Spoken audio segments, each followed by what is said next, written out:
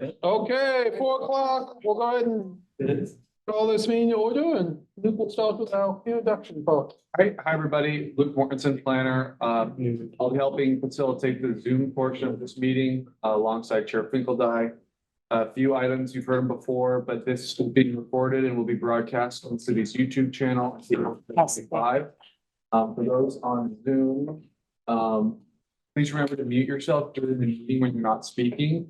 The chat function, the public chat function should be disabled. All chats will go to me. If you have an issue on the Zoom, please go ahead and chat me. We'll try to figure that out in a moment. Unless you're participating during the meeting, please turn your video off. That's helpful to everybody here in the room. You can see the active meeting participants on the screen. You'll still be able to hear the meeting. But then if you do begin participating, please turn your video back on.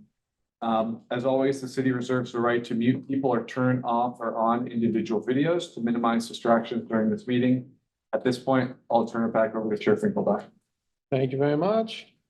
Well, we've got the first full draft out there and starting to get some good comments back finally. A lot of people finally paying attention, and we're getting these public meetings out there. And I know you've had a couple of them and you have a couple more to go this week. Yep, 3. And then one tonight, tomorrow, and 3 a big open house on Saturday.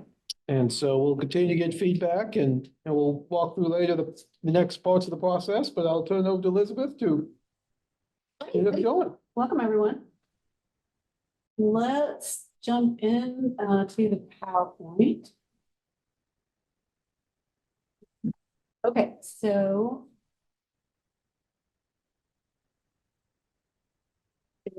got everything here. We are doing a discussion session tonight. We have questions, most of which have been reinforced through the conversations over our last few meetings. And we've had a few additional questions come up. Let's go to the next slide.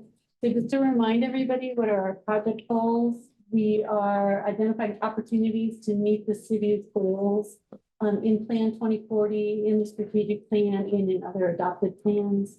We're looking to create more predictable development outcomes, simplifying and streamlining the development procedures, and making the development code more user-friendly. Thanks. So here's our calendar. We have made it through the 4th task, which seemed really far away when we started the first task, but we have gotten ourselves to an adopted draft, and our chairman told us we are starting to hear from people, and that's good. Because we want people to understand what's going on in regulations. It's not a super secret land development code, Lawrence Land Development Code. So we will talk through what we've heard, see what you're thinking, and then we'll talk about what the adoption process might look like. So tonight, we are doing project orientation right now. We'll go through the committee questions. We'll give you a little bit of update on our outreach, ask if there's anything else the group wants to talk about.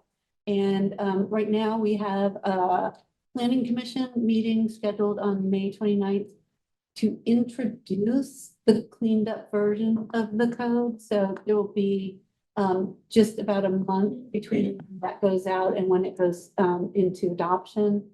And then we have our next steering committee meeting on June 20th.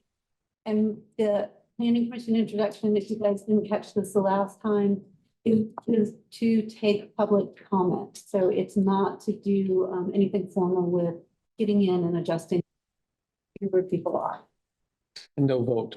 No vote at that meeting. No vote. Okay, so we're going to jump in the deep end with densities tonight. And so this slide that's up right now is a short version of the minimum and maximum densities that are allowed for each of the zoning districts. So you can see on the left what the current districts are, in the middle what they've been consolidated to, and then on the right the densities. So what's a density? Why do we talk about densities? Why do we care about densities? Let's go, no, let's just stay right there. Density is a unit of measurement that gives us a proxy for amount of people in a space. And so we care about density because the amount of people we have in a space impacts how the city functions. So the minimum and maximum densities come from Band 40. So this is a statement of where the city wants to be in terms of development over time. So these minimum and maximum densities overall, Lawrence, in comparison to more urbanized places, aren't that big, right? Lawrence isn't Miami, but it is density in a way the city hasn't been measuring previously. Specifically, what's different is the minimum number. So at the moment, there isn't the minimum number. So let's talk about how this plays out. Let's go to the next. So after telling people that the code had density requirements in it, I'm fairly sure this is the picture in everybody's heads. This is what is going in next door in the R1 or R2 districts.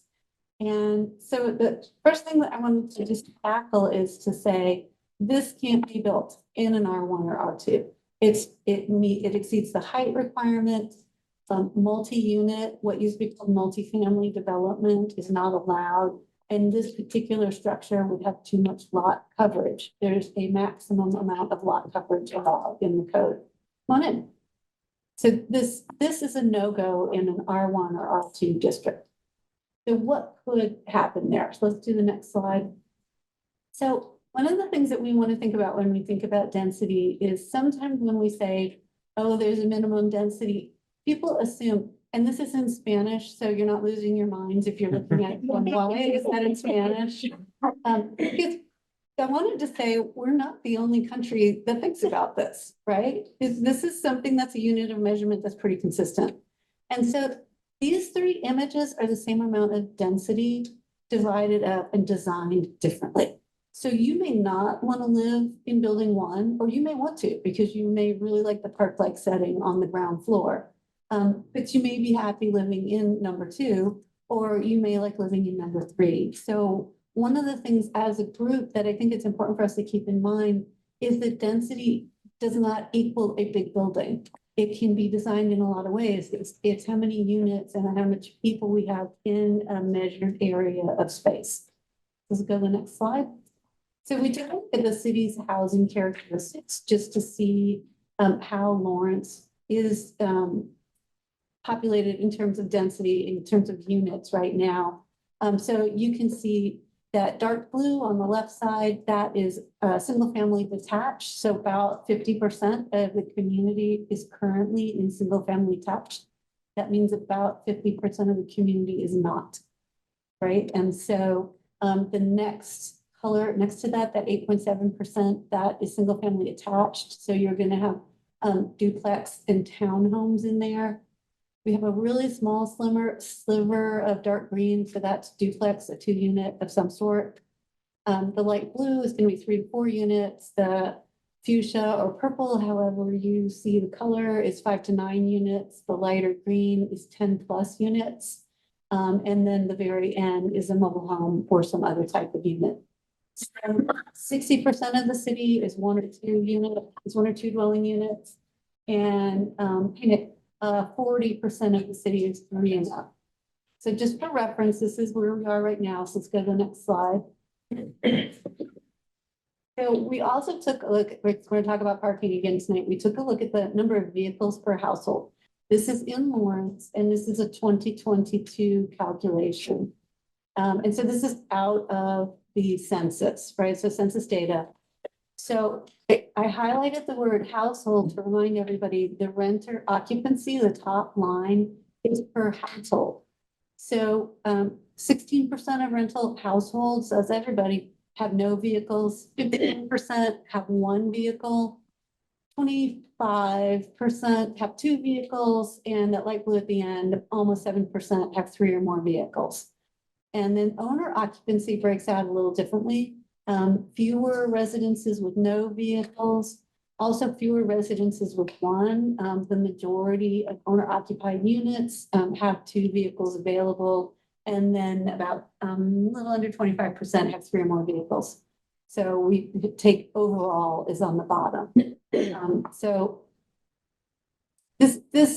I want to use some of this data to check us on perceptions that if we make some of the changes that we're suggesting in the code, Lawrence isn't gonna look like or feel like Lawrence anymore. Mostly because no one will be able to visit because of all the cars parked on the streets. So let's keep going and we can come back to this. So density underneath our picture, density measures people per area. So a couple common misperceptions that I wanted to dive into. And we looked at the image, associating density with specific building types. You can get a lot of density in low buildings and the unit size matters, right? So if I do a building with 10 studio apartments in it, I can get to density pretty quickly. If I do a building with 4 much larger apartments, my density is lower, but it's an apartment building either way we do it. And then finally on this note, and this I took from Vancouver, British Columbia, because it has Canadian spelling. So I'm giving you multi-languages listening. So some of the conversation that we've heard and that we've had is about high density being connected to high crime. Renters in low income households and crime tend to be lumped in together. So one of the things that we want to think about is the density does not go hand in hand with renters, does not go hand in hand with poverty. It's an opportunity that the city is taking to provide housing across the board for people who need it, including people that have a lot of money. So we're trying to be income neutral in how we think about these things. So let's do next slide. Okay, so when forced, I do math. And I had to do some math here because I wanted to move us away from that idea of that tall building that we saw in one of the early slides. So how do we calculate density? It's the number of dwelling units per acre. So we take the lot acre in feet and we divide it by the square feet of 1 acre, which if you haven't memorized it yet, is 43560. The only big number I have memorized. And then we get the lot in acres. So then I took the lot in acres and multiplied it by the maximum density allowable in the district to figure out that if you're in an R2 district, which is where we're going to see most of the density change, and I'll put a slide in a second, that's where we have a lot of single family development. So on a 5,000 acre lot, which is the minimum lot size in that district, you are allocated about a 70th of a unit, and we round it up so you get 1 dwelling unit. So if you have a 5,000 acre lot, you're going to get 1 dwelling unit on it. If you have a 5,000 square foot lot, if you have a 7,000 square foot, same thing, same story, you get 1 dwelling unit on it. To get to more density in that new R2 district, which was RS5 and RS7, your lot area has to get bigger. So you need to start with a lot that's at least 14,000 square feet, 14,750 to get 2 units. And you need to start with a lot that's 22,000 square feet to get 3 units. So people can get to that size. And there is a little bit of R2 in that lot size. But for the most part, that is not, it is not going to happen on a single lot. So I wanted to kind of put this math out there and let everybody have a thought about it and see if we can talk through some of the implications still of doing some of the redevelopment that we're doing in the code. Go to the next slide. Okay, so we had some questions and I shared these out with you and we've heard this again in our conversations with the community. Some concern that setting a minimum density applying to residential development will mean that we see overdevelopment in existing neighborhoods, particularly those that aren't protected by covenants that speak to the type of development that can happen there. And one of the suggestions that we've heard is, well, the minimum density is fine for new development, but we shouldn't have it apply to redevelopment or infill development because that is in existing neighborhoods and it's going to cause problems. So in my mind, some of that is cleared up by just the math that we did a minute ago. We actually don't get a lot of density in existing neighborhoods. But I thought we should talk about it. Do we want to say, if you have an existing neighborhood, we will drop the minimum required density, or we will lower it, or we will do something that works differently, in the off chance that somebody acquires enough space to do something larger than the neighborhood wants to see. The last thing on this list, is sometimes and super unfortunately, people lose their homes or their structures to destruction, right? So could be tornado or fire or Godzilla or whatever happens there. And so in the cases where there's existing development around the redevelopment or the infill or the destruction, do you guys as a committee want to talk about making any changes to the density? Or did I move down the road of convincing you by showing you that for the most part, it's going to be super challenging to get there?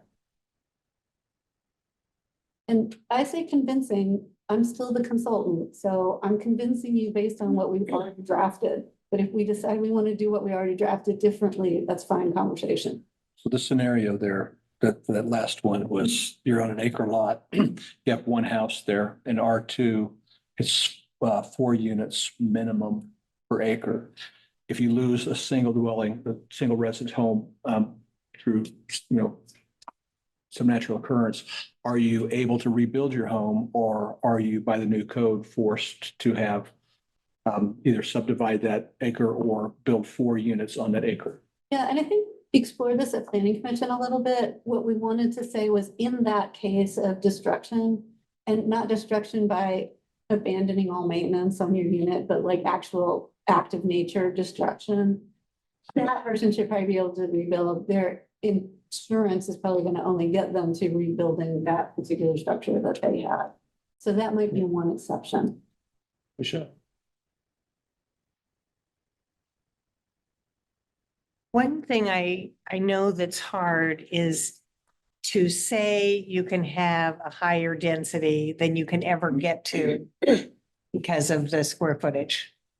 So in the Oriad neighborhood, it was zoned for 7 units per lot, but no one was ever going to get there except for everybody tried. So that, I think we want to somehow let people know, rather than saying every lot's going to can be a duplex, we can say large lots can be duplexes somehow in the code, so that people aren't feeling like, oh, you can build a duplex anywhere and then be stymied either by the square footage or by parking requirements.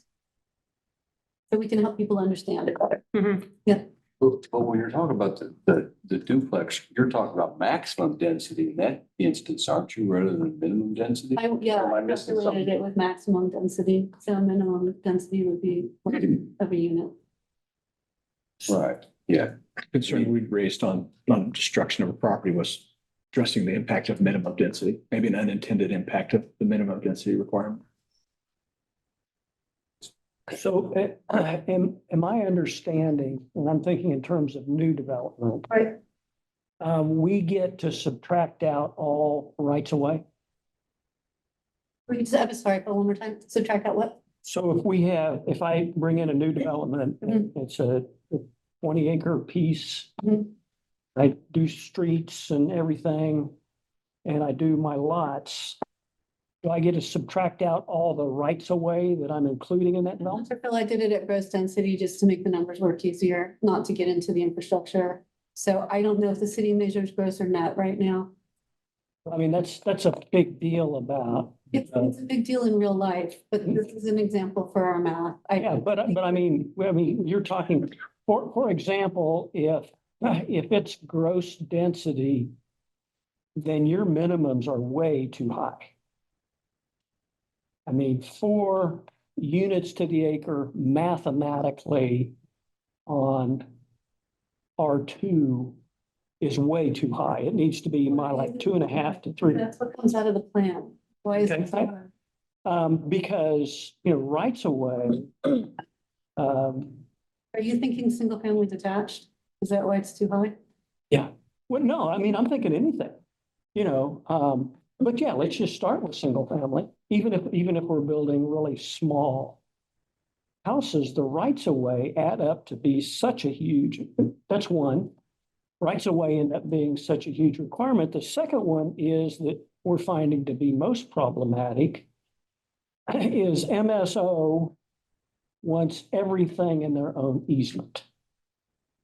So in the back is a 20-foot drainage easement. And then its own standalone 15-foot sewer easement. They can't coexist. And then if anywhere in there we want to have cross connectivity, back in the old days, we would put a pedestrian easement on top. We'd have combination pedestrian utility easements, and those we don't do anymore. So all that stuff adds up to just chipping away at your density. And if it's gross density and we have to include in the right of way, all that adds up to where 4 units to the acre is going to be, I mean, it needs to be more like 2.5 units to the acre to be a reasonable, even a small one. You had your example in here of a development, and that you show as an example a perfect world scenario. And the number of times that's going to happen in the next bunch of years is 0. So, I think those densities, we need to do some mathematical exploration. We need to look at some developments that have been done that we felt as a city are dense that we've done in the last bunch of years, and then see what those gross and net densities are. Because that's going to be a good example. I know we're pushing to smaller lots and smaller houses and all that other kind of stuff, but that's no reason to make that goal our minimum. And We took the minimum from the plan. I understand all that. That was thought through at that point. No, it wasn't. I don't think it was. Be having that conversation. Yeah, no, I don't think it was thought through. It's stuck in a comprehensive plan. Now it's time for the rubber to meet the road, and we need to, because this is going to be our plan. So now is the time we need to be thinking through that, to fall back on something that, hey, this was decided by a community group that put together Plan 2040 when they had a million other things to think of at that point. I think this is the time that is the point to be It's thinking. hard to believe that we're going to undercut Plan 2040 like that. Oh, I certainly hope we do. I mean, because that is not undercut, because if there's a mistake in Plan 2040, we're going to live with it. Is that what you're telling me? No, I'm telling you that I don't actually believe that you can hit these densities. You can't hit these densities. It happens in other communities. So I'm missing why it can't happen here. And I'm saying, okay, let's explore that. I think we need to look really hard at that, because I think our minimums are entirely too high. And that's from experience of what we've done with what we felt as a community have been fairly dense projects. And keep in mind, you've got the minimum and the maximum. I mean, why make them so difficult? I mean, we're dealing with a range. So yeah, let's make it a reasonable number. There's nothing wrong with that. Which brings it down, is what you're saying. Mhm. I'm not sure that's what the home builders want, is it? Well, again, it's a range, and are you thinking all the home builders want to shoot for 4 to 6 units to the acre? I don't think so. I think they would like to on some projects, but that's not, the other thing is you're wrapping in RS7 and RS5 into the same category of R2. Yet we've taken the criteria, the dimensional standards for RS5 as being R2 dimensional standards. And why are we doing that? I mean, why isn't it a combination? Why isn't the dimensional standards the bigger one? Isn't the dimensional standards the RS7 instead? Because then we make a whole lot of lots non-conforming. We freeze people in place and we stop their redevelopment in their property. This conversation is pretty fundamental to the code. And so what you're asking for, what I hear you asking for, Phil, is something different than what we've been doing for the last year and a half. Yeah, but all I'm talking about is the minimum lot dimensional standard in there, I think is too high. And I think it's reasonable to reduce that one number. That's all I'm talking I about, mean, the density, the density the standard, lots have gotten smaller. potentially. But I think if you start, I mean, again, you came back, your example was wrong, right? Because you did a net density example. I did a gross density. And now we're talking about a gross. The city does gross density. Okay, but I didn't see any there where it showed what the right of way. was. Okay, if you do gross density, you don't have to take the right of way. Jeff, do we use gross density now? And that didn't see that. We do, depends on which part of the code, because it actually will do net or gross, depending on which Yeah. part. What do you mean by which part of the code? Like PUD versus traditional zoning or something else? So. Oh, I'm sorry, we You need gross. to do net, if you do standard, it will typically do gross, but there's it has definitions and criteria for both throughout the code. Yeah. So it's not exactly consistent about when it's going through that motion sometimes. There's a concern, Phil, that the minimum density being too high will render some areas unbuildable. Well, let's just take, no, it renders, I mean, it just eliminates a lot of flexibility. If we have a bigger range in there, we've got more flexibility. Okay, so we go R1 is our big lots, if there are any, right? And then we go R2, which is our next category. And all of a sudden, we jump to 4 units to the acre gross density, which means we're calculating it includes rights of way, right? That's what I'm thinking about it, okay? So with rights of way included in that density number means that our lot sizes have got to be really, really small, which is what we want in a lot of categories. But then there is no place in our zoning code for the flexibility to somebody that wants to come in and build some 3,500 square foot houses. I think that's an R1 then, isn't it? No, I mean, that's above it. So, I mean, R1, there's a big jump between R1 and R2. Yeah. And I only imagine this, and it goes with our graphic that shows the bulk 30% of Lawrence is RS7, right? And yet we've created R2, which is RS5, which is 7% of the population. And R1 is the bigger lots. And so there's no, I want to come in and build a neighborhood, and I don't want to zone it R2, and I want to build some really small lots, and I want to build some 55-foot wide lots, and I want to put in some 70-foot wide lots. So why don't we just let you average it to get to the right density? Okay, that could be one way to do it, but why not just make them, I mean, again, we're talking about a minimum here, and I just don't think, why are we hanging our whole hat on a minimum that, paints us into the most extreme circumstance of that thing? It's not extreme. I think that what you would like to do is be able to build more single family on large lots, and that's what Plan 2040 says we need to move away from. No one can afford it. I I think that's. I think we're just adapting to that. Kind of stuff, but I think I'm just, Just- we want to do this, but what I'm saying is that you know, we've got a huge gap to where you are, you are cutting out a whole segment of houses. We have been doing this together for a year. We are cutting out a whole segment of houses. And, What is the whole segment? well, I want to, you know, It can't be built under this code. okay. I'm gonna have to, you know, okay, I'm gonna come back in and have a whole bunch of spot zoning for R1 and a whole bunch of spot zoning for R. That's what we have to do. I mean, that will be the alternative. Can't be built.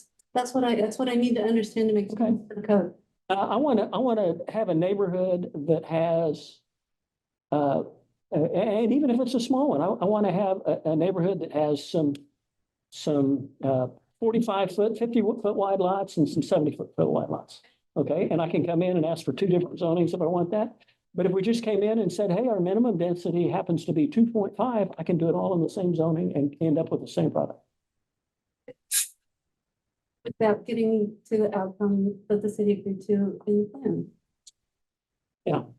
Yeah, so it's that disconnect. I think if we let you do lot size averaging, that should get you most of the way there. Okay. And where's the discussion in here about lot size averaging? I mean, It just came up, so we have to add the language. okay. And that's easier than just reducing the minimum to 2.5? I would disagree with that, but if that's an alternative, then that would be. Whatever. Because we haven't even come up with an agreement on, are we talking about? Today, we got net and gross. I mean, you know, if we can't even come up with that yet. Okay, we recommended this in the code. This aligns with gross. So I know that I'm coming across as frustrated. It is challenging to have a conversation about unraveling stuff that we did 8 or 9 months ago at this point in time without understanding why. Mhm. And if the why is just because there's a product out there that won't be as easily developed under this code, but there's a fix to get us there, then I don't think a conversation about undermining the entire code or it being wrong is helpful to where we are. So I think if we can fix the problem, let's not poke holes in the rest of it. Okay. We'll see. Yeah. I mean, I remain unconvinced, but that's okay. I think the averaging, if we're talking about a variety Mhm. of sizes, Like that. is more likely to get us there than just a minimum. Because all of a sudden people can say, oh, here's how I'm going to develop this mixed use. And can I say a variety is really what we need if we can again, continue to look at data of what the community needs versus what we'd like to build. If we're really trying to house people, Yeah, no, right, of that. But I agree with you, you want that range. I'm The getting, range makes a lot of sense. I'm getting to the variety of different ways than you guys are. I guess I mean, Bill, I think you mentioned, I'd be interested in having you look at one of the, you know, as you mentioned, one of the whatever areas we've recently developed or not so recently developed, Yeah. that we think are dense, and have you apply these calculations to them. And I mean, I think, make sure, I mean, what I hear Elizabeth saying is, I think we can build some of those under this code. You're saying we can't, and I guess I want to have a little more. Yeah. A little more information on that, the way you're saying that. I mean, we could take Monterey Gardens, which we had to go PRD just to get the density that we wanted in there. Where is Monterey Garden? Peterson Road and Monterey. Okay. Mhm. And What was the density you needed to get there? well, if we went with standard zoning, we would end up with only like 14 lots, and we went with a PRD and we got 50 lots. And that still only got us to just slightly over 3 units to the acre. What would happen if you removed right away from the calculation of, well, so I think use net instead of gross? But left the minimums in place. So just take right away out of the Well, if- space area If calculation. you make that change, I'm not entirely sure we're implementing the plan. I guess I would need to go back to the plan and see if that was done on the net or Plans gross. gross. It's the plan's gross. So if we went to net, we wouldn't be in line with the plan anymore.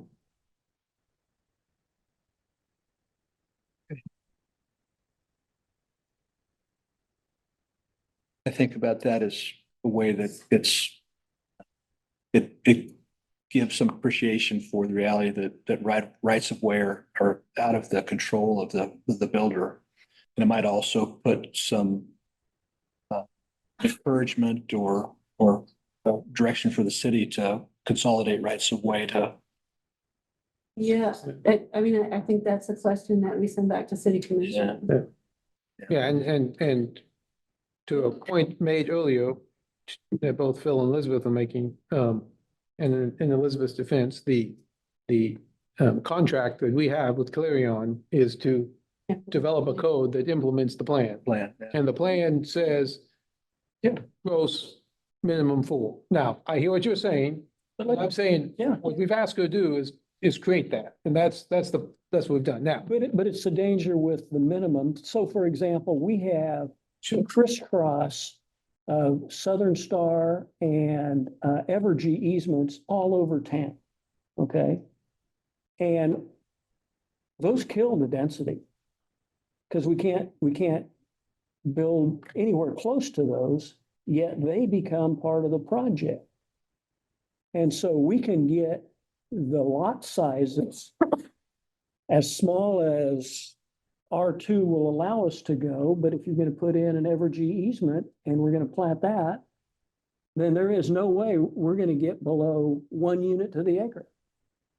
So how are we gonna deal with those circumstances? Because we've got lots of places that's gonna show up and has historically. And where's averaging won't even come close to handling that. And so where's the provision to where we get to account for that? Same's going to be true for interceptor sewers that are going to eat up a 50-foot easement on the back of a lot of projects coming forward. We can put in a density adjustment for major underground infrastructure for where there's. And overhead, the Evergy's overhead. And overhead. And overhead. But on Fall Creek, didn't you use that Evergy right away as your open space? We didn't need it, but we used it in our calculation, but we didn't need it. But it was part of the project, so we had to account for it somewhere. Right? Yeah. But that'll tweak the numbers for you. But, okay, so. Yeah, I mean, I haven't run the numbers on what the open space requirements are in this, but if open space requirements are gonna kill the density numbers, then there's all the more. But I mean, you just gave me the argument that our minimums we have got to think through this a lot closer now before we get too far down the road, because there's a lot of Way it. far down the road. Way far down the road. No, we're not. We're not. I mean, on your timeline, we are, but this is important, right? This is important because we're going to spend a lot of time in the future. I'm going to spend a lot of time before you arguing these issues, and let's have that conversation now. And if we lose a month or two, we probably ought to do it. The other issues like that. There is. Yeah. This isn't going to be the only one. But part of the reason for the minimums in Plan 2040 was this consistent rezoning to RS5. When then you'd get 3 houses on a huge lot because of it was playing with setback requirements and stuff. So they started to have this conversation to require a minimum. And it was mostly because of the RS5 zoning that was being presented as though it was going to be for affordable housing because we'd have more density. And then that didn't happen down the road. So they started looking at RS having a minimum. And I can see the problem with what is chewed up by all the other requirements, and maybe that needs be in a calculation. I can see the necessity for that. I'm not opposed to a minimum, but it needs to be doable, and we need to be able to account for all these things. I mean, my history with Memphis is the fact that we zone a big piece of ground for duplexes and we design all the traffic improvements and everything for that density of a development. And then somebody come in and buy the whole project and build big single family lot houses on it. And we just wasted all that, That's it. you know, I mean, so we don't want to do that. No, I'm completely on board on all That's, that. that's where it came from. Mhm. That was a driver of that discussion. So if we can put in a way to Mhm. calculate what is lost because of all the other requirements. Yeah. And how to do all this. And I don't know how those numbers work, you know. Yeah. Better than I do. Yeah.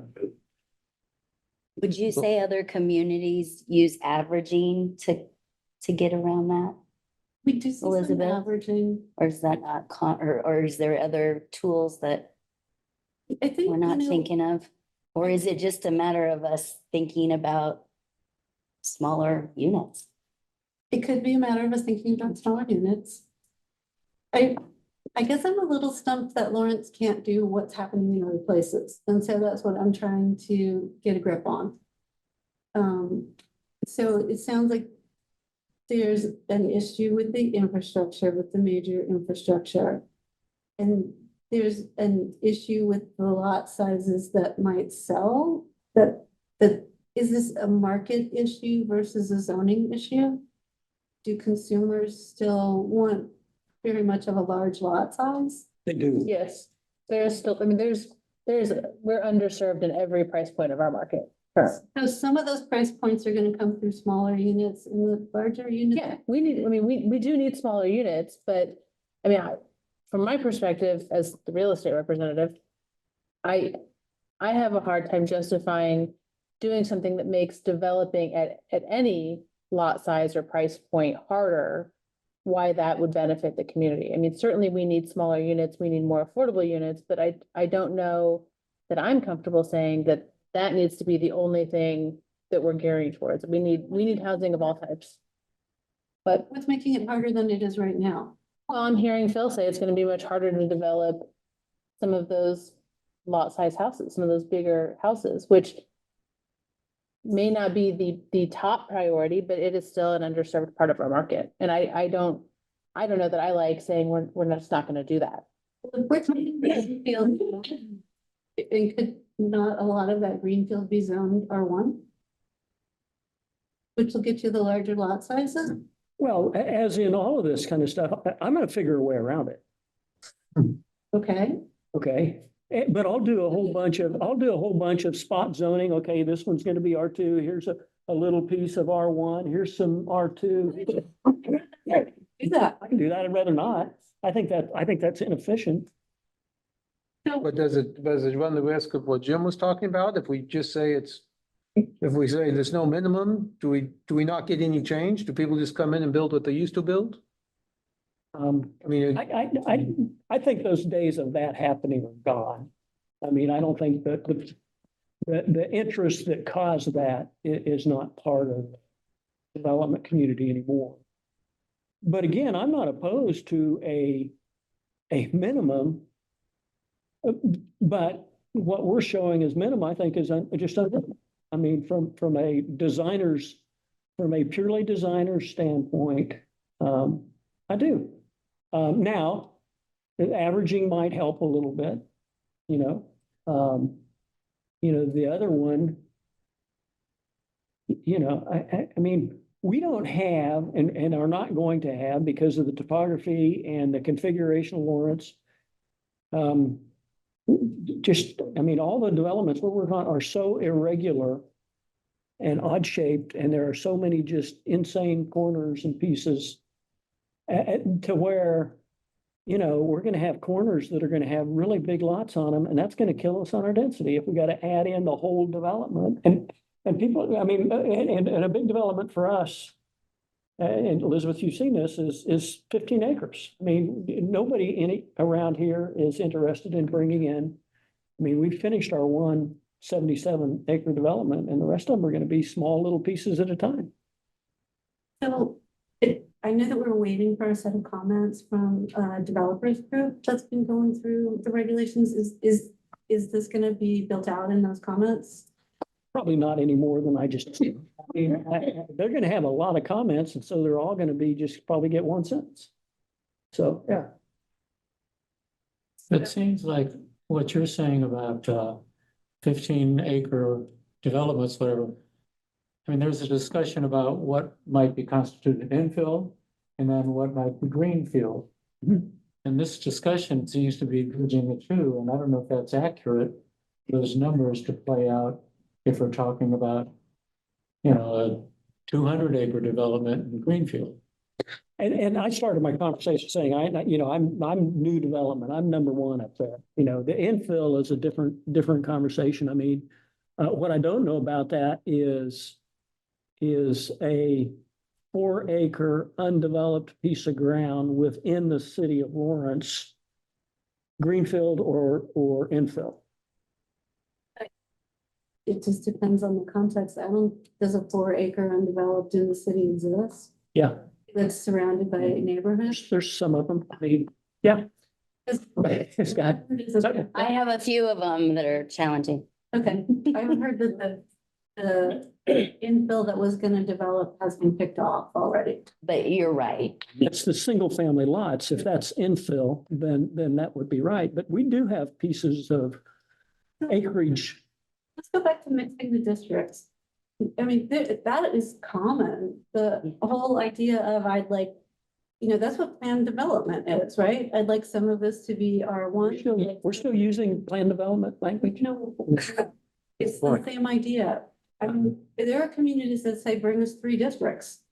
Show us how you're going to spend your site plan. Yeah. Go forward. No, yeah, I just had these visions of sugar plums where I could come in and ask for one, we're talking about mixed use development. I could come in and ask for one zoning category, maybe 2, and be able to do my plan as opposed to, the So you. But when it 8 that when I it bring through now. came in with, if you came in with a mixed development that put a fullplex at the corner lot, I mean, don't you get to your density can't you get 4 units per acre with multi-sized lots if you bring in mixed use? If I'm averaging and I want to put a 4-plex as the entryway into my single family development. That's what I'm asking you. No. What's the sugar plum you're talking about, a mixed use, if you're not, if the sugar plum is a single family neighborhood, that's not, that's not. Yeah, but I mean, we want a mixture of housing types and housing sizes. And I mean, we keep talking about that. Okay, that's what And I'm then we asking. just make it more difficult. I still got to come back in and do a whole bunch of, Well, what is so maybe ask this way, your sugar plum mixture of housing types, is it all single family, well, different sizes, or is it? but I would like to come in with, okay, this is a single family and it's going to be R2. Right, and I'm gonna have a mixture of the old RS10, RS7, maybe not the RS10, but RS7 and RS5 lot sizes. And maybe some R3 in there just to get my density up and just have the whole mixture all in one well-designed land use plan. I even leave no cul-de-sacs. We'll make it even easier. And have all that in one zoning category. And the beauty of that is I can come in and ask for my zoning with just the perimeter dimensions and work my way through the land use plan. I mean, the problem we have when I'm asking for all these different types is I'm done with the preliminary plat before I even can put together the dimensions, the legal descriptions for my zoning application. And that's one of the things that, we kind of would like to get away with. You'd like to rezone before you design the project? I want to rezone before I finish the design. So I mean, today I got to finish the design and then, why finish the design to ask for the rezoning? because I got to have a legal description that's going to show the You can't dimension. survey it for legal? Can't just survey it. I've got to have a meets and bounds so the city can publish a legal description for the zoning description. Okay, so I didn't realize you had to design the whole project to get to a meets and bounds on the property. No, on all the internal lines, right? You need the lot lines. I need the that the distinction that shows the line between the R1 and the R2 and the R3. If we go with your minimum, Development, but if it's planned development. if it's planned development, I don't know what you're asking. So, okay, so you and I see different things in our minds right now. So we've set this up in other communities where you can come in for a multi-district rezoning. And specify 50% of it's gonna be this, 25% of it will be this, 10% will be this other thing. And then you work through the site plan process, to put an approved plan in place and then build from there. Okay, and so just stop right there because we've still got to come back. We're not doing any site plan. There's no site plans in any of this conversation. It's a preliminary plat that follows, So you can do preliminary. you have to do. I mean, because I was under the impression that all these codes that have the checklist for preliminary plat content, final plat content, that whole process is identical to what we have now in the new code. And I'm still not understanding why you have to have your subdivision ready to rezone. Those are unrelated processes. I don't, and you're gonna have to explain that to me. Got a preliminary plat. You can rezone without a preliminary plat. I don't know where my zoning lines are without a preliminary plat. Right, it's okay. We could leave that open. You could work it out when you get to preliminary plat. Okay, well, I'm gonna love to see, I want to see that code because, I mean, I've been asking for that. I want to see that process and so this is an aside, right? So we started this saying, okay, now we've got our full complete code, yet is there pieces that we have yet to see and read? No, Phil, we're making changes as you bring up issues. We're trying to respond to. No, I get you. I haven't seen it because it just came up 4 seconds ago. No, okay.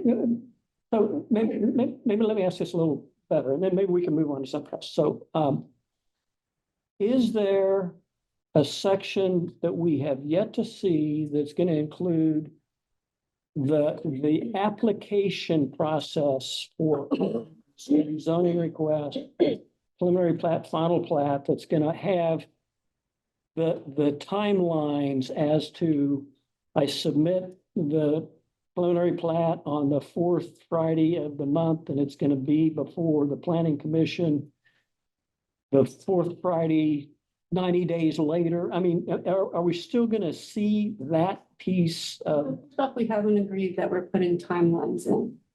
Okay. This hasn't been anything this group has discussed. That was just an example, if you will, but I mean, you understand what is there something that? That's outside of code. Okay. And so, okay, That's not something that. that was my question. Yeah. And is that being changed? Every year, the planning commission adopts the calendar for when they have their. No, the actual code that Elizabeth just said is outside of the code that describes the preliminary plat checklist, the final plat checklist, what all is included in that? Yep, just trying to answer that. The content of this checklist does not get approved by anybody. It is something that staff is allocated the discretion to do, and they do it based on, I'm sure you've seen the existing applications. Okay. Yeah. So those aren't going away or substantially changing. Okay, There's a problem with it. could be. I would like, I mean, parallel with this land development code, and if we're contemplating making any changes to that, it'd be nice to know what they are. We're not contemplating changes within the code. That takes place outside of the code. That's Okay. the policy. And then I asked, is that being changed? And Jeff correctly said, the schedule is not, but I'm not worried about the schedule. I'm worried about the overall content. Sure. And I assume that would. That was in the scope of work for this project. Okay. Elizabeth, I have a question. You mentioned in one approach to some of this is dealing with the maximum lot frontage. Yep. As one element. Is there a way that we can get to somewhat of what Phil's talking about, of a mix of different size lots by addressing the frontage, like having a development specify a certain percent of 40 foot, certain percent of 50, certain percent of 70, and just you meet that percentage and keep the minimum number, but meet that percentage. Have you ever done anything like that? Yep, we've done that. And, so that, I think that thing in particular in the memo that we shared with everybody was more of a thought for infill development, where we're concerned that someone might purchase 3 or 4 lots and run them together, join them together and build something out of scale with the neighborhood. You Okay. could do zoning that way. It's just different than the lot size we've taken so far. Just thought. Yeah. Why don't we go on to a couple of these other? Okay, Sure. so we're talking about, we're talking about this question of what happens, when we move forward with the minimum density. So what does it mean, to neighborhoods? And we hear general concerns about disproportionate impact. And so we're trying to get an understanding of kind of narrowing down that problem. What is disproportionate impact, particularly in infill and existing neighborhoods? Infill and redevelopment in existing neighborhoods. So does that mean, are we worried about smaller lots, the construction of more units? Are we worried about construction of units that are dissimilar to existing units? So in the character of the development changes? Are we concerned about the construction of affordable units or less expensive market rate units? Trying to see if the committee has a feel for why we would have a concern about making change that includes more density. So that's question 1. Question 2 is, sometimes when we're in a land development code and we're doing updates and we're making changes, people go to the worst case scenario, right? They automatically assume something ugly and awful is going in nearby. And, change makes all of us do that in different ways. And so we wanted to ask, are we having a conversation about how this code works? And would these, would some of these fears be realistic changes or worst case scenarios? In which case, is there more education about the code that we should be doing out in the community to help people understand the impact? And then we had a list of potential changes that might kind of thread that needle between, change that's allowed in the code, but figuring out how it fits into the character of an existing neighborhood. So something we could look at, like Michael just brought up, could we look at neighborhood-based maximum lot frontage?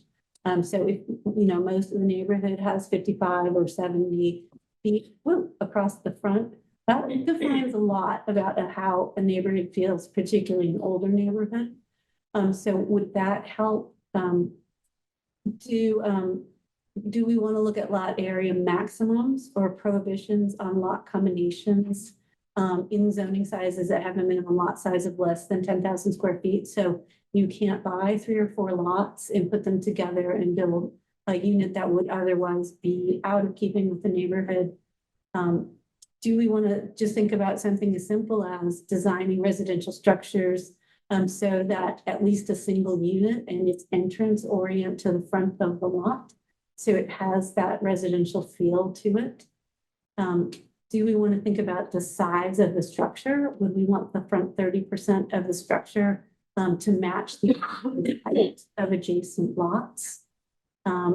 Or for density purposes, would we want to allow ADUs to be counted as units? And particularly if we think about taking the owner occupancy requirement off the table and allow them to be rented on the market, they could count for density purposes. And then you can do a unit with new on a lot that would probably work for anything we're thinking about. So these are some of the changes that we talked about before we hit Phil's questions about problems of some other things we can look at. So we can take these in anyway, a group ones too. Phil, you have lots of. Nothing coherent, but all of those except for the last one relate to the scrape off scenario. Is that what you're trying to guard against?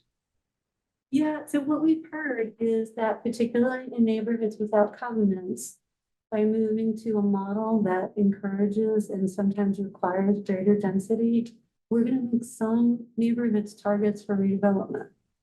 And in thinking about that, trying to figure out if there is redevelopment, how does it fit with the rest of the neighborhood? And is there a disincentive to oversized redevelopment?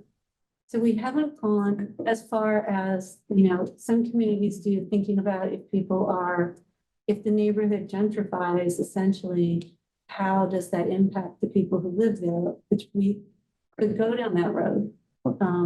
But these are design-based choices that we wanted to bring forward first, except the ADU, that would Right. be a change in the use standards. Right, so everything there is scrape off, guarding except for E. Mhm. That's, So what we have under kind of the current code now is more of a context base without some of these specific. Yeah. I mean, these would be more specific than what we have in the code now. These are more specific, and one of the feedback comments that we've gotten actually from a couple different places is, are there places where we want to kind of tighten up the discretion? So now it could be that staff can approve it because it meets code, but maybe we want to think about one or two if you use a combination, because staff could still approve it, but it would need to address some of these things that might be meaningful to existing neighborhoods. Elizabeth, remind me, have we defined neighborhood? Is that in the code? No, we would need to figure out how that works. We tend to take a fairly small look at it. We care about your context on the block, more or less. And that would have to be something that we need to get defined. That's certainly gonna run counter to what a lot of neighborhood organizations feel, but this will be interesting. What would be counted? If we're looking block by block as a neighborhood, that's gonna run into conflict. Well, I think what she's saying is if we're saying we want the lots, we don't want to take the average of the entire, whatever, Brook Creek neighborhood to figure out the average lot. We were looking at the neighborhood to say the average lot size of this street to this area. If we're going to limit what could be done, I think you want to look at a smaller area than the whole neighborhood. If you're going to say you can't have. Yeah, we could take neighborhood out of that list and say block-based or, small area context-based or something like that. I think neighborhood sounds too big. I like that idea. So I'll say the structure design, I think, is particularly interesting because, the scariest thing we saw in the Oread neighborhood was the fourplexes that didn't have the front door to the lot, and we stopped those because of parking requirements. I think what we're missing, though, is in that dense a neighborhood, on a corner lot, it's really nice sometimes to have two entrances, one from the side and one from the front. And I Because think the stops you can do it just as one of them has to face the front. So are you saying like you would mandate one on either side? I wouldn't mandate it, but I would certainly want to allow it. Allow it, yeah, it's allowed. But this is a single unit and it's entrance oriented. This is so let me change that, Marcy, good call. So that a single unit in whatever it is, so if it's a duplex, at least one of them has to face the front. You could have the other one face the side.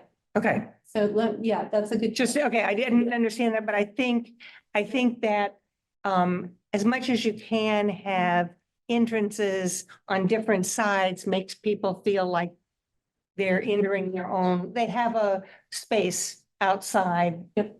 that's theirs. Yeah. Privacy. Yeah, I mean, I do It's think, good design. I mean, I do think some of these would, again, some of the people I've talked to, yeah, they go to these was, I mean, these ideas like, hey, someone's gonna buy 3 houses, tear them all down and build a very tall tower in my neighborhood, Mhm. even if you say you can't build that high and all that.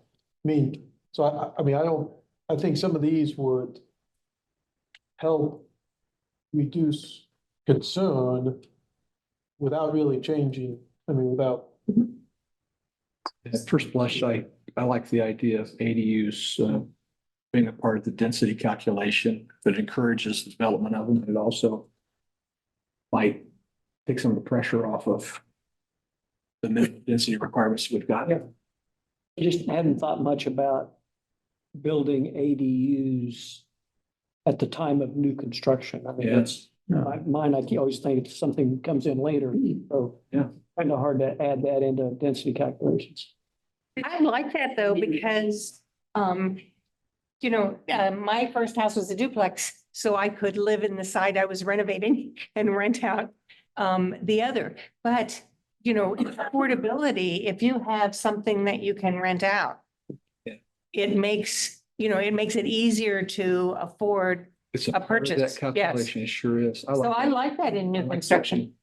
Well, and it provides flexibility for different family types. I mean, that. Yeah, you can say my kids are going to school and they don't want to live in the same house, but In school or Yeah. grandma or grandpa that are Right. aging in place in the backyard, or, in the ADU. Yeah, along the subject, I didn't think about that, but thinking about if we let the use out, we could also talk about letting multi-generational units count towards density, which I think is like one of the Oh, biggest yes, pushes. in that's a the good market. idea. Yes.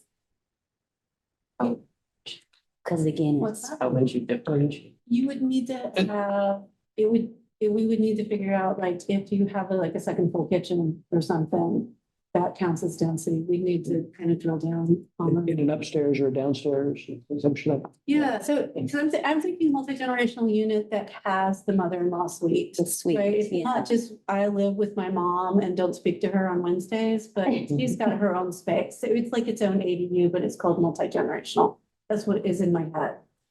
Just, do we think of Mhm. getting some? Yeah, because that's the, Let me think on that one a little bit more. well, and I think the market is seeing the desire for that in new construction that in more metro areas, but we'll see that, right? It's Yeah, it's- coming. It's coming, definitely. And building it in new construction is much better than trying to add it. Oh, yeah. No, I'm just thinking, I'm gonna get my density up because I'm gonna put a stove upstairs. Then I get to count as 2 units and then. You need the sink and you need the fridge. then- And a separate I trash, already know how to get around that. and a separate trash bin. So we'll go back a year from now, if Phil tells us to work around. yeah, always feels. That's my job. Okay. Anything else on that list that you guys want to talk about? Is anyone concerned about that list? Well, the combination is, maximum prohibition is good because that is what's gonna say, the lot size is what kind of defines a neighborhood. Some of the feeling out there about disproportionate impact is where this code will apply and where it won't apply because of homeowners associations. And recent history with Rebecca's double density coming through and also short-term rentals. When maps were produced that showed where most of these things were happening and what neighborhoods were getting them and what parts of the city were not. And part of that had to do with cost of lots, size of lots, all kinds of other things. So there's a perception, a historical perception of disproportionate impact in many things that are coming through. So it's more than just what's going to come in next door to me. It's Yes. who gets impacted by this code and who's not impacted by this code. And then you add on top of that with the older neighborhoods, if we get higher density, can the infrastructure support it? Because I don't think we have a completed infrastructure inventory yet, even though they were talking about that. Just how much more can go in parts of these cities, especially where we have the older infrastructure. So there's lots of unknowns, and it's more than just, I don't want a bigger house right next door to me. I would second that. The notion of disproportionate impact, when I listen to various neighborhood groups, it's more, and I hate to draw battle lines and all this stuff, but HOA covenants versus non-HOA covenants. I mean, that is a cleavage line in people's perception, you know, that comes into play. I mean, it just does. And it isn't, as Jim said, it isn't necessarily lot size, 10,000 square foot lot next door to mine, it's only 5. It's more than that. And the older neighborhoods are highly diverse. Right. The types of housing units are in there. Yes. And I don't think it so much applies to, new construction, greenfield, whatever. The impact that I think we're gonna feel in the existing neighborhoods is more doubling up. It's not gonna be that they're platting out new lots of different sizes in the existing neighborhoods. No. It's gonna be the double density, it's gonna be the duplexes, the triplexes, the doubling up. So every lot on a block of, 24 lots gets doubled up. What does that do for density? We have to go back to what you first showed in terms of numbers, which is that's not gonna happen, right? Not gonna happen right away, no, but over Well- time it could. So And if it does, the most realistic way to get to Michael's scenario in existing neighborhoods, which isn't super realistic, is ADUs. Right? If we're counting those as density, that might provide encouragement to people, first off, to bring the ones that are on the books, Mhm. and then to possibly add them. Or duplex conversion. So, yeah, and so duplex conversion is a possibility, depending on your lot size. Right, so, oh no, we didn't do duplex conversion based on lot size. Right. Right, so it is a possibility, so is that, and thank you, is that something we want to add to the list? Is duplex conversion okay everywhere? Phil earlier today talked about an idea that just says, what's the thing that's most likely to convert to a duplex? And it's probably a rancher with a 2-car garage. You take the garage, you make it a unit, because you don't have to have parking anymore, right? And so you have a small unit in what was the garage, and you have the other unit in what was the house. And I think that is what would really have an impact on a neighborhood, because all of a sudden now, all those cars are on the street. And But if you have a garage, you have a driveway. Yeah, well, Part of the driveway as to use the garage and 200 square foot of the driveway to make the second unit. oh, okay. If you want to. That's different than what you yeah, said. Go for the lowest cost duplex. That one, and figure out if we're done with this, because Yeah. we're gonna get to that one. Yeah, let's go to that. I have a couple thoughts on this one. So I think the idea around disproportionate impact gets confused what what the proportions are, right? Are we talking about a disproportionate impact to the amount of people who currently live in the neighborhood? If there's 500 to one neighborhood in East Lawrence, 500 in another neighborhood in somewhere in West Lawrence, I don't know, name a neighborhood. Yeah, that's probably going to be a disproportionate impact in terms of number of people as the basis, because there will be a proportional impact in the number of the value of that land and the access that it provides. Of course, people want to live in East Lawrence and downtown and Pinckney and Old West Lawrence because it provides access to the cool stuff that makes people want to live in Lawrence in the first place, right? There's a reason that lots cost more here. I think it's pretty unreasonable to assume that there's going to be the exact same level of development everywhere across the city, because that's just not how land desire works. I mean, there's a reason that New York is a lot more popular than Topeka, right? People want to go there. So, I mean, yeah, there's just proportionate impact. I feel like it's okay to lean into that a little bit and say, like, look, man, if you have a single family home that's a block from downtown, don't be surprised if an apartment building gets built right next to you because it's a huge particular land. And if you're out in the country, yeah, probably not gonna be a lot of demand because what are you gonna do with that land other than just, have a single family house, right? I also think that the conversation between realistic changes and worst case scenario, honestly, kind of hard to say. It is possible that you could have some places that could have worst case scenario and some could be realistic. I think everybody's version of that is totally different. It's so subjective that honestly, I feel like it doesn't even really merit much of a conversation because like it's so wide in view that like, who are we going to please here, right? And then finally, I think that the establishment of a neighborhood-based maximum lot frontage is not a bad idea because then you can maintain the granularity of development for each neighborhood and prevent lot accumulation into making big things that don't really make any sense. I do, however, think that we need to get rid of the minimum lot frontage because it doesn't really support some of the development that we want to see. In most zones, it's still required to have a 40-foot lot minimum, which is way bigger than an attached fee simple townhouse has to be.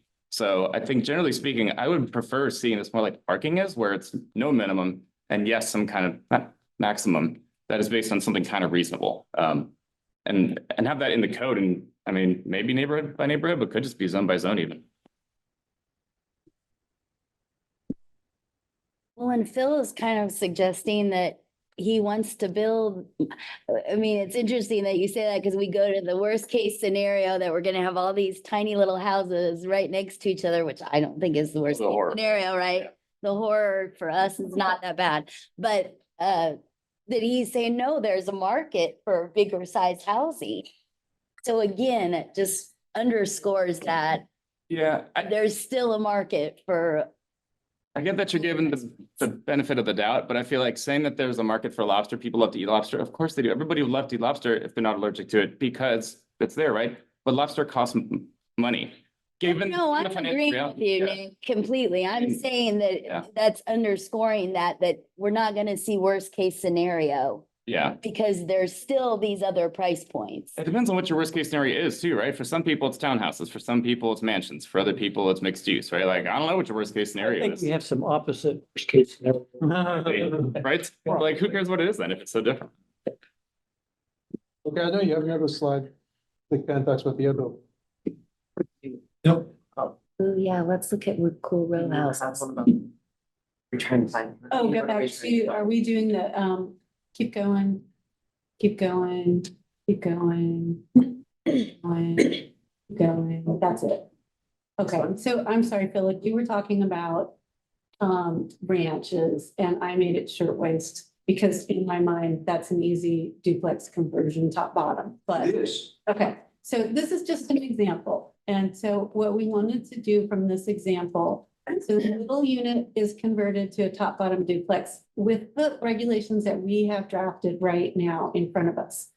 So first off, something we haven't really talked about as a group, but this is a great time to throw into the conversation is in the code, we've recommended raising the maximum number of occupants from 3 to 5.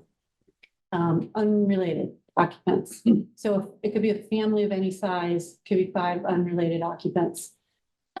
So the gray house or light blue house, I think it's great, in the middle. So we've got a one duplex unit on the top, one on the bottom. Each could have 5 occupants or more if they were families. And so the exercise that we went through earlier today was talking about the impacts of that change on and off-street parking, the infrastructure, their review criteria, their review processes, and where waste containers go. That didn't come from Marcy at all. So, and just to set up the rest of our scenario, we had Gabby owning the house on the right, and we've made her a large family. She has all 8 of her sisters living there with her, and none of them care about the yard. And then the house on the left, I believe, was Jane Eldridge and her husband, and they sit on the front porch and watch all the fun over here. So we just wanted to take this as a scenario, right? So what does it mean to allow this change in an existing neighborhood? A lot of our conversation was about parking, right? Gabby and her sisters are already using up all of the useful parking. So we wanted to bring back the conversation about, are we moving the code forward with no minimum parking requirement. And when we think about making changes like this and their impacts, are there places where we want to limit it or places where we want to say, go right ahead, see how it happens? So we just wanted to put a picture in everyone's head because it seemed to help the conversation. We made it more Lawrence specific in that the road that we're all sitting on here only has on-street parking on one side. The other side does not allow on-street parking. I'm just going with reality. Yeah. I think we have an alley. So what would be your concerns if this was your neighborhood? How much time we have? Yeah. The proportionate impact thing, when you only have parking on one side of the street, as I went into great sermonizing this morning, Mhm. is a real issue for people who live in neighborhoods where over under duplex, these are great models. Right now, they're out of the affordable housing range for duplex conversion. But they're great models. But off the elimination of parking minimums is an issue all the time, but when you only have parking on one side of the street, it's definitely an issue. Short blocks. On the short block side, There are other ways to address that parking, though. You could have 4 cars in a row on one side, and then 4 cars in a row on the other side. About cars. Yeah. So here's our reality, Yeah. but it seems to me that everyone I talk to thinks that every rental unit or every multi-family unit has way more cars than this. So I'm trying to square that. Is this not telling us something? Just looking at the data like this isn't telling us something? Anybody can weigh in on that? I think there is something that it's not telling, and that would be geez, I just had it in my mind, it's gone. Controlling for number of bedrooms. If you have a 4-bedroom rental, you probably have a lot more people than if you have a 1-bedroom rental, and this is just a household, and some households take 1 bedroom, some take 4. Be very interested to see that breakdown. Here, we would want to dig down a little deeper. I mean, I'm just curious, honestly. I mean, no, that's Most absolutely. people do not have Like- 5 cars though. Just Yeah. don't. No, I mean- Nick is right. If the average household size is 1.62 people, the average rental household size is 1.62 people. But if you have a 4-bedroom, 2-bath unit with 5 unrelated individuals in it, they are going to have more than 1 vehicle. So the, Okay. And I think it's around the college is where that's. It's broader than that, Rebecca. It is. we also pulled that, we don't have a slide with it, but we pulled the census data for the number of bedrooms in per unit. And 55%, 54.9% of the city are 2 to 3 bedroom.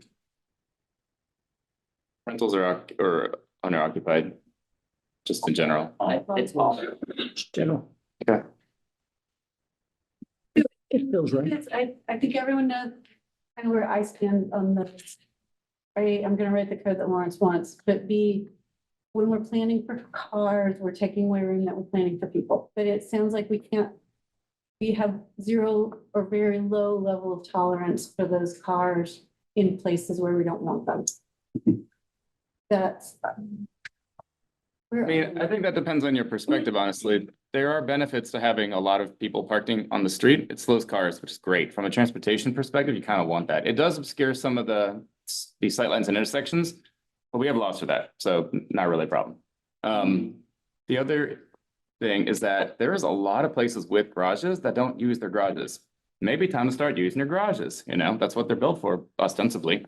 So I feel like there's actually a lot of latent car storage out there that we're just not using. Yeah, there's a lot of latent car storage out there, both on the street and in the garages. And then on top of that, I forget what happened with stacked parking recently, but I think it was taken away at some point or put back. I forget. It's been kind of in flux in my mind, but I mean, make parking a little bit more flexible to suit things as they grow. And then finally, and I don't know if this is actually something that should be in a code or a separate ordinance entirely, but there are ways to manage the use of a public resource. I mean, that's how we price water and, other things that are paid for by all of us, schools. And streets are kind of strange in that they get a free pass to be free for the most part, including a lot of New York City's parking spaces, which is nuts. So if we were to price these correctly, you know, whether that's dynamically or neighborhood by neighborhood, then at least it's fair, right? Like, yeah, there are more cars than your neighborhood, but at least you can find a spot at some point, right? At least you have some guarantee that, you know, you're not going to have a couple people just loafing for weeks at a time. So I don't know if this is the place to have the conversation, but I do think we need to think of what comes next, right? Like if our dream comes true and we do get infill development and there are more vehicles in town, which is probably going to happen, we need to be prepared to deal with the fallout that's going to happen both in people's minds right now and possibly in the future. So I think something like dynamic parking and parking benefit districts is probably what the conversation we're going to have sometime soon. I agree with that. But most places, it's not going to be a problem for a long time. Or yet it already is. Most places aren't going to have that problem for probably 5 to 10 years, honestly. I mean, it takes a long time for this stuff to happen. So, And ideally, we hope that our reliance on cars changes in that 5 to 10 years. one would think, the good thing is that density supports better walkable neighborhoods and it also supports transit. So, I mean, you kind of get, it's going to be a bit of a painful transition, but at the end, it becomes that self-encouraging cycle where you want more density to support the good stuff that your neighborhood has.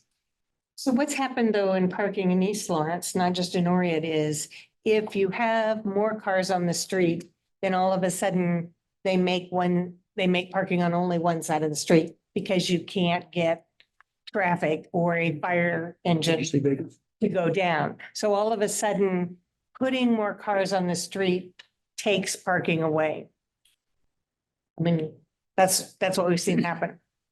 Also, a lot of residential streets where you can't park, period, on the street because of the size of the street. The gutters. Go down 19th Street, you cannot, you can't park your cars other than on your lot. So. Right. Yeah, but that's called a yield right of way street. So that it's like a 1-lane bridge. It calms traffic. I think that is an arterial, but It's an arterial, so, I know what you mean though. I mean, and collector streets have the same problem, for smaller streets like Delaware, but we don't get driveways on. Bernard, it has we have streets that still are ditches and the neighborhood will fight to keep it ditches, but Oh, yeah. you'll get cars put on the street. But you can only put, that's its own problem but Nick, I really appreciated your idea that there's latent parking that will become more available, that people will remove clutter if they had to. which I thought of that earlier, kind of makes sense. That It really does in Lawrence. We're in that moment. No, but the person. And that- I'm the worst about No. it right now. Okay, you may be, but a lot of that is owned by, if it's a landlord, Yeah. it's it's their storage and they're just letting people park on the Sure. street. So they're not gonna They're not. necessarily give Care it about up, that. yeah. Are there rules that prevent them from parking in their front yards? There are some unintended behaviors. You know what, we have rules that don't get enforced. But if we have, I mean, yeah, we've got a lot of rules that you can't park in the grass, but people always do it. if we have a 10-foot front yard setback, there's no parking on your property anyway. You're either Yard. 10-foot front yard setback, then there's a few cars out there that can fit in that. But Well, not- they park sideways. Or in the back, if you have an alley access or in the garage, Mhm. they are spots still. there are only 2 alleys west of Iowa. Yeah. That's it. What are they So- doing, Maria? You know that. Well, because it came up at planning committee. Turn in their dumpster, right? So sure I can identify where that They is. turn in their dumpster and. So Elizabeth, this Another parking discussion you space. had this morning, Yeah. where did you go with that? Well, so, And you can say this shorter than Phil can. That's what I'm asking you. I agree with Nick that there's an uncomfortable transition period here. Part of the middle ground might be keeping an on-site parking requirement for residential or residential of a certain size. We did start going back to other university communities to see if they had moved away from parking, if they kept it from residential. I think we started Bloomington.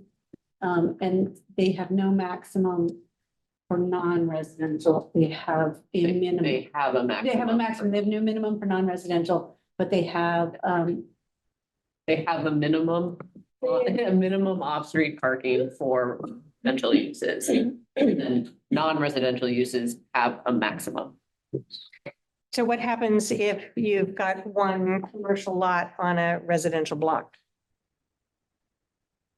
It's by use. It's like use of the. Well, I'm just telling you, then, Worst case scenario. That's- Marcy, just like- but it exists. I know, It I exists know. in this community, and it particularly exists in East Lawrence and probably North Lawrence, because we had so much mix of commercial and industrial.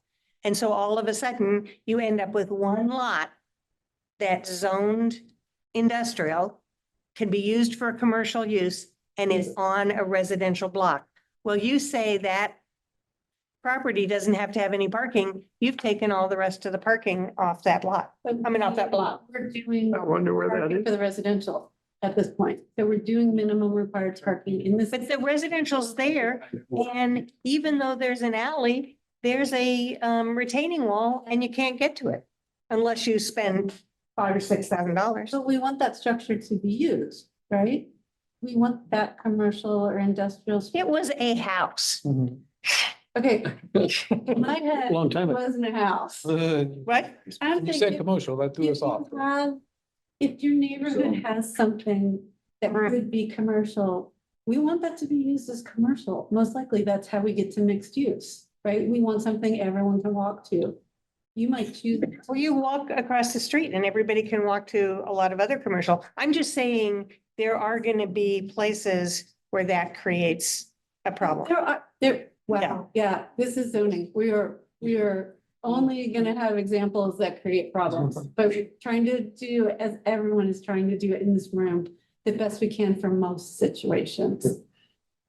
So. Yeah. One of the, I mean. Talking with Phil and others, in a couple of other neighborhood groups. You know, I do think there's, back to the parking on two sides of the street versus parking on one side of the street versus. You know, so if you did something like, the current is one parking spot, Mhm. you know.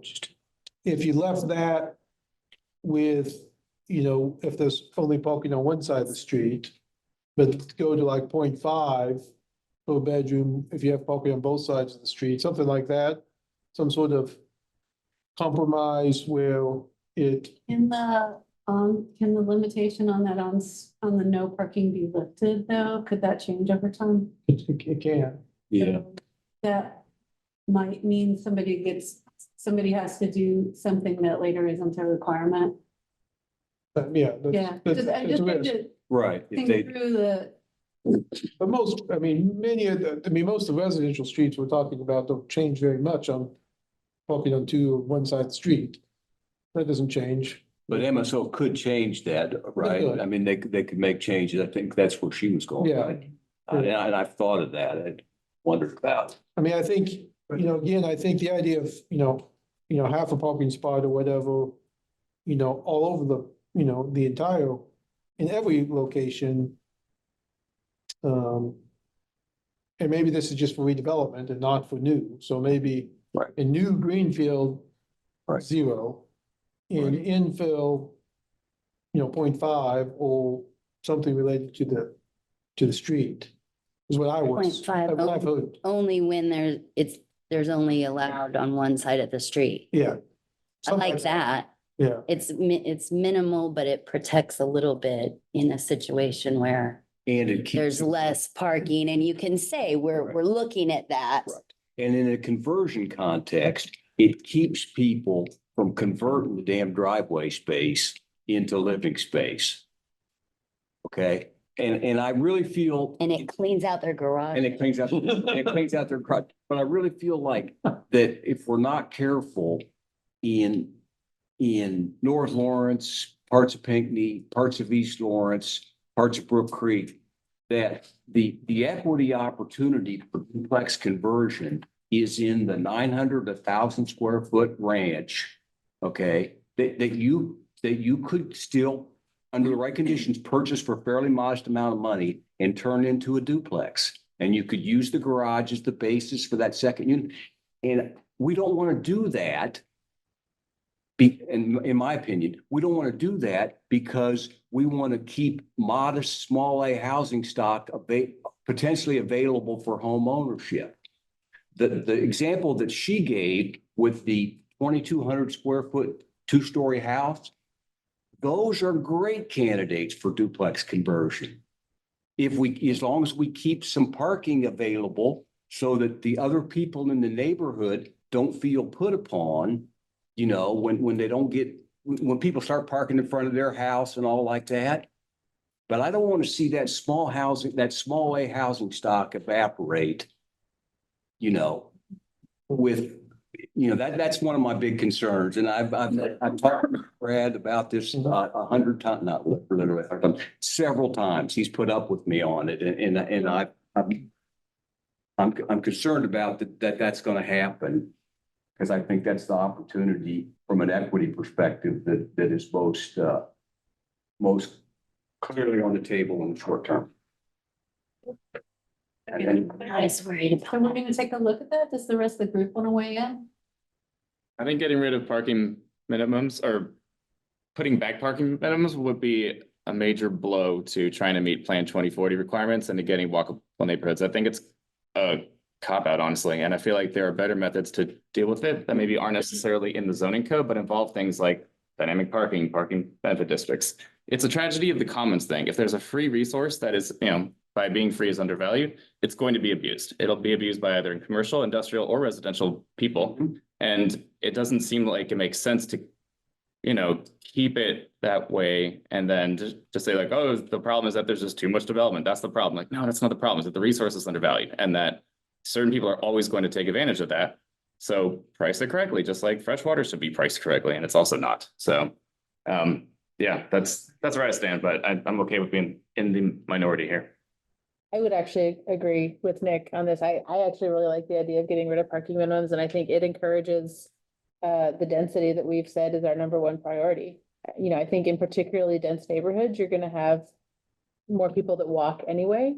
So I don't know that it's gonna be as big a deal as the worst case scenario that we're all contemplating. But even if people do have cars, if you've got, to use Elizabeth's example, if you have a top bottom conversion and you've got 5 people on each floor, that's probably not going to be a real attractive rental for 5 people that each want to have cars, because there's just not going to be parking availability. So from a market perspective, they're probably not going to be looking to park there, or they're going to understand they're going to have to make other arrangements. No, they're gonna sign the lease in August when there's not parking on the street. And then they're gonna keep it, they're gonna be stuck in that lease for the year. I'm just telling you, because in August, it's gonna look like parking is available, and August 18th, it's gonna be gone. I think there are going to be problems. I support the change to no parking. I think there's going to be some unintended things that happen that people are going to try to figure this out as they go. I think the transition is going to be difficult, but this is one of the forcing functions. Yeah, I mean, I appreciate it. I live right off campus myself, so I appreciate there are students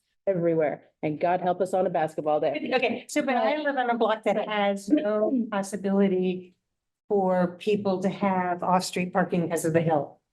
So there are some other, I mean, we do all have to recognize that there are places where you don't have an alley. Sure. And you can't construct parking.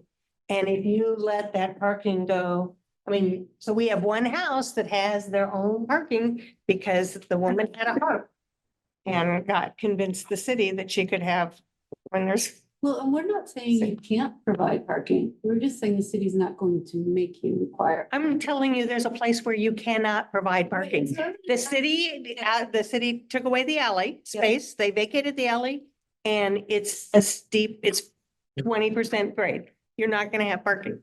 Actually, have you been to Pittsburgh before? There's a lot of really steep streets that have parking on the street level garages. It can be done. It's called excavation. It's doable. Just because they didn't doesn't mean it cannot be done. I would say don't judge the city on it. No, we had some, but you can't have it depending on where the sidewalk is, right? You have to be able to, right.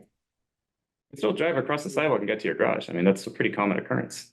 I support no parking Yeah, okay. too. And I think that there's gonna be some examples in Oriad in particular that are gonna be difficult. And I think we can problem solve some of those again, Elizabeth, you mentioned early on some neighborhood standards, even if Mhm. that's a great example of where we say, yeah, 0.5 in infill when there's only one side of the street or the hill is so steep that, you know, and Mhm. we kind of problem solve on those really bad spots, but not to push it to everywhere at all, because again, Oriat is not the rest of Lawrence. So for, to address, you know, maybe a little bit here, what about that, instead of talking about the streets that could change? Yeah. I mean, what about, you can't eliminate parking that exists in a conversion.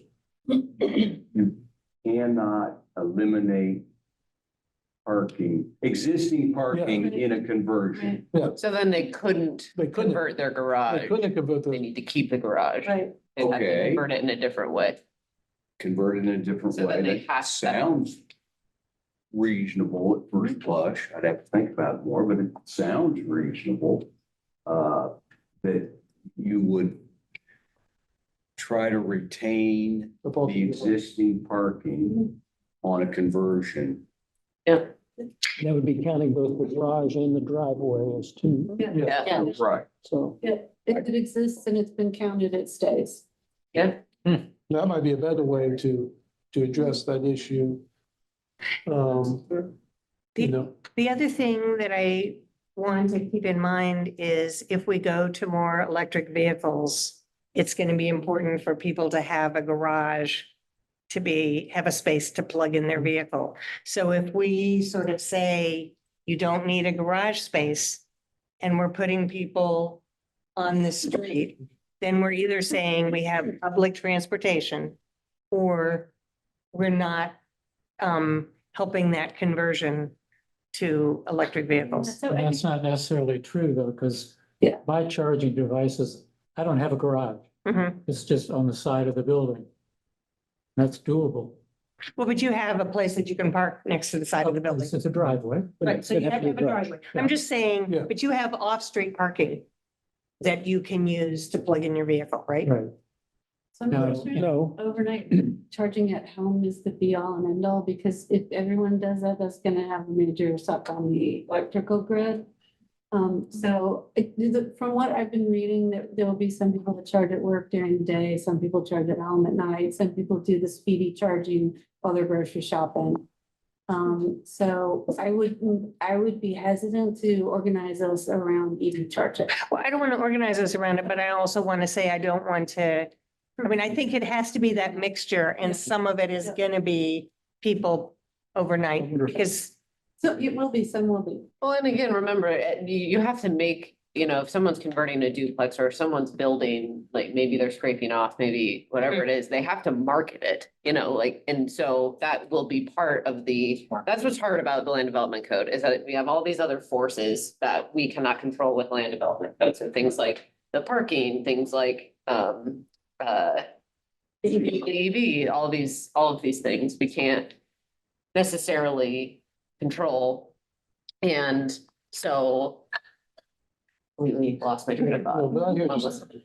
Oh, well, financing of the building, I mean. Oh, yeah, you'll have to market it. So if we're moving towards EVs, people will probably build or have that as a feature of, hey, I converted this duplex. There is somewhere to charge your EV. Yeah. So if we think about the conversion Mhm. situation in preserving parking, Mhm. I think that would go a long way. Yeah. And then that also allow, there's another possibility. I think the only question would be, are we maintaining existing parking plus doing a little offsite parking off-street parking solving in neighborhoods that already have problems? That would be challenging to figure out. I think that'd be challenging to figure out. I think some of those neighborhoods will have to do with, if it becomes a problem with the parking Yeah. permit system. We need to create a parking permit system Right. probably to allow, you consider doing that, then allow neighborhoods to say, we have a problem, let's institute it in our neighborhoods, which we don't have now. Okay, we only have 6 big issues left. Okay, good. Okay, so we should go back towards the beginning. It's a question that came down from planning commission. Other direction. This way? No, one more, that one right there. So, planning commission back to steering committee, and I'm gonna stop us, at, until I think, so we can, we aren't gonna make it through everything today, so we need to figure out if we want to, do this in June, or if we want to, speed draft. So we have a manufactured home park district in the code. And we have that as a new district to protect existing mobile home and manufactured home developments. Because if they have a zoning on them, if someone wants to develop them, they at least have to go through the zoning process. And that allows the community to understand what's going on in that situation. And so it was an interesting conversation, and these questions can be read together. Do we need to do that? And should we move away from the word park? Because that has some negative connotations to it. So maybe it's a manufactured home community. But as we look at the code, we treat manufactured units in a certain way. And the reality of construction is that more and more things will come to us prefab or pre-built. As we go forward, we won't see as much stick-built specific construction in the future. And is there a conversation that we need to have about thinking about, manufactured home residential design? We will treat the same as a stick-built single-family development. Is this a place where the code could be tripping over itself because we're calling out one type of prefab development, and reality is there's a lot more out there. So both those units on the bottom, the modular on the left and the manufactured on the right, kind of aren't my grandmother's manufactured homes. And we just wanted to bring this conversation to the group to talk about what it means, particularly as we're talking into pricing of housing. Yeah, I guess certainly when Hope Clay built that one house on New York or whatever, that was a large single family home that they chucked in and placed on there. Yep. So I guess it never occurred to me that we would somehow be trying to trip ourselves up on how the person decided to build their house. And the kind of the stigma that carries over is we call out manufacturer.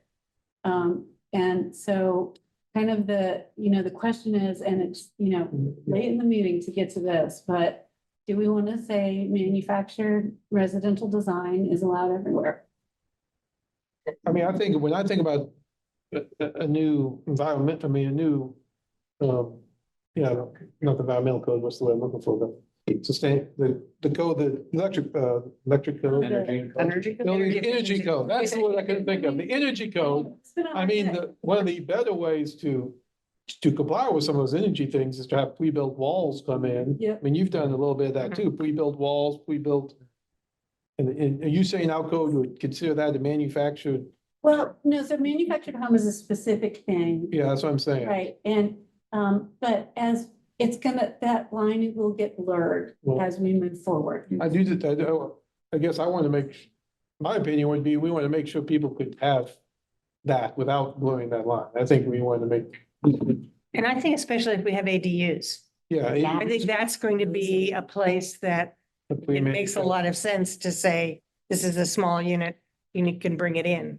So the idea is to remove that category of manufactured park completely from having its own category and just let it exist wherever it's appropriate, governed by building code. But yeah, by building code, there's such a range of design. I mean, a house across the street from me came in two halves, like, a trailer house, but it was very well built with 2x6 walls, well insulated, set on a foundation. It's just a house, but it came partly assembled. And we have some Sears houses still in town. I know, that's the old story about it, and yeah. I understand Amazon will mail you a house now. But the manufactured homes are still subject to a different building code than the International Residential Code, aren't they? Yes, they're subject to HUD code. They're subject to They HUD are code subject post. to the life safety code. So they're as safe as the stick-built stuff. I'm not trying to throw a wrench in this thing at all. I'm just trying to say that there are two different codes in play here. When you talk about manufactured, modular, I don't know nothing about, but The manufactured is the one that comes in either fully on a truck, or you can get a double right, width right. is double unit. And so, and then our question is, do we care about any of that? But I think it's important, we're not getting rid of the ability to do a classic manufactured home community. You could still, and the ones that exist would still be okay. There's kind of a lot of things. We're talking about we're talking about should manufactured homes be able to be like on a single unit Yeah. lot? But Right. there's also the district is in place Right. in order to more so protect existing manufactured or often called mobile home parks. And those are the type that are set up with, you know, they lease their space and they own their unit, not the land.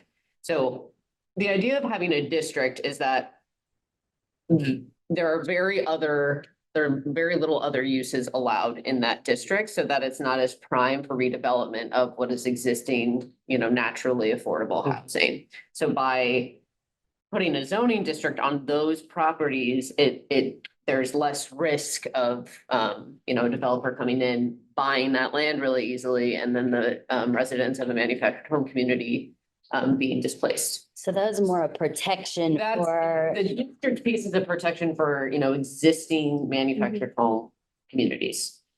Or and as the affordable housing representative,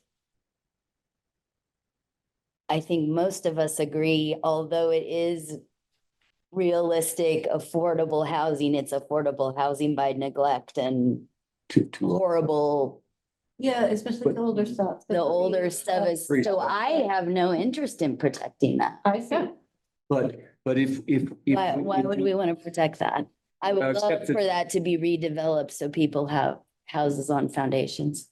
If the That one thing appreciate- the one thing that AHAB one of the few consensus points that we were able to put together was if we were going to support mobile home parks, we had to have something that was resident owned, the potential for resident owned communities. Yeah, Can't do no more of this ground lease stuff. right. Okay, So in that way, we wouldn't want to support, we'd want I'm development. I mean, there is a price point for people who you know, the 100 Arkansas serves a function. Right. I guess I'm hoping that with the new code, we can get to that price point in better ways. I hope so too, but But as long as there's, Optimistic. as long as there's someplace for those people to go. right, I mean, Which is usually the problem. There's nothing in that right. Yeah, I would just kind of caution, like, society has had this discussion before and it didn't go super well. So back in the early 20th century, single room occupancy boarding houses were super common all over the country. And that was the way that when you move to a new city, you kind of establish yourself and basically the first rung on the residential ladder. They sucked. They were awful. They were bad fire safety, but they weren't homelessness. It depends on how you define homelessness. Of course, there's like 3 different degrees of it.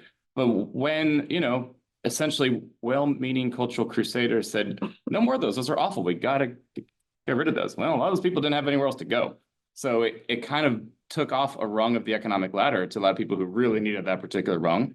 And it made migration from poorer parts of the country to richer parts of the country very difficult all of a sudden. Because unless you knew somebody, there was no way to get a foothold in that brand new shiny city. So as crappy as they are and as not great as they are to live in, at least there's a roof. I mean, it might leak, but at least there's walls, you know. It's a tough question. And I personally come down on the side of keep that rung on the ladder. But I'm also not, you know. Yeah, and we're not eliminating the ability to have it. Right. But I will say, like, you know, in your case, you would like it could remain a manufactured home community, although you would like if they could own it and you were saying improve the structures. But if they're in a residential zoning district where a apartment building can come in, that replaces it, and then they get priced out. Right, and I think the protection aspect is great. Yeah. But what Ahab is saying is, if there is redevelopment under that narrowly construed MHP, you know, zoning category, it needs to emphasize resident-owned communities. And I would push back a little bit. Again, I know my affordable housing is well subsidized, so we're talking, you know, other subsidy, not market. But I don't find that price point to be all that great either. The lot rents right now are $600. Oh, at least. $600 for lot rent, and then you're doing, so I feel like Well, that's, some of that is not the price points that it used to be. well, that's right. I mean, it. If you're paying $1,200 for your 600 and 600, Yeah, it all came out of. it's not helping anybody. No. Okay, you got that direction. So, yeah, Getting close to 6 here. All right. we are, and we have another thing planned after this, so let's talk about, kind of where we are. We, still have a couple, issues in here that we put out in the agenda. We have been, working to make edits, as we've been talking through it. Some new stuff came up tonight that everyone is gonna wanna look at. And so our goal is to, finish the edits and get a new draft out on the 28th. That will be before this group has its June meeting. So I don't know if we want to try to schedule a virtual meeting or let those issues go as something that needs to be addressed in later iterations. I want to stop there and just say I'm super appreciative for the time well spent on the stuff that we tackled today. We have guidance about where to go with that. So I'll turn it back to the chair about next steps, in particular with steering committee. Well, I guess, when did you say you were going to be thinking about putting another draft out? We were hoping to get it posted on the 28th, so it would be up for roughly a month before that June 26th planning commission introduction. The commission has it on the 29th. 29th of this month. The next day. No, Yeah, that is. Which won't be enough If anyone's time gonna for comment, agenda tactics. they're gonna have to comment on the version that's up Yeah. now. I don't think it's. No, I think possible to do any more than yeah, that. no, I don't think you want to do that. I think you want, one of the things we've been pushing is this getting people start paying attention to the work we have out there and getting focused on it. And Yep. we'll start now to see people actually comment on it Yep. before people say, oh, I'll worry about that later. Well, this is the time to worry about Worry it. later. So I think, we want the draft we have out now that includes, for example, no parking. That's what's out now. That's what we want on May 28th to get comments back on. Okay. We'll talk about some options here that may be back off that a little bit in conversion others, but I think what is, the code we have out now is what we want people to comment on May 28th, 29th. 29th, whatever, so May 29th. But, yeah. Then I think, as we hear those comments and these comments, I'm not sure we'll make a June 29th planning commission meeting, with one that's votable. And so, that is what it is. As we try to make this better. I'm concerned with that but- timeframe. Yeah. In that the administrative and procedures section, Yeah. we haven't really talked about that very much at all, and there's still parts of that being written that are not revised yet. And so I agree. I think we'll, at that point, I think we're probably not gonna hit the June meeting at this point. I mean, people in the public Yes, want to talk about that as well as, exactly. the design standards and the zoning, the Yes. administrative part. And that's what I want people, I think that's what we need to have out there to comment on. And so, I think we see what happens at the planning commission. We still have this weekend to go of comments. Right. We have a meeting in 5 minutes, you guys do, or 1 minute. Plus we have the weekend, so we have all that to digest. So I would say, I don't see how we could, I mean, I think we're gonna have to push back the June planning commission. Maybe we'll again have it on the June planning commission for comment, but probably not for vote. And that, Brad, what worked well with Plan 2040 was breaking it up into parts for the planning commission. The absolute worst thing that ever happened when I was chairing the planning commission was when we tried to do the entire county zoning and code update at one meeting. It was just an absolute disaster. Resulted with people cussing and screaming, and it was bad. So, That's every planning. Planning committee. Well, it's not every planning commission, but breaking it up. well, Gary and I can talk about that.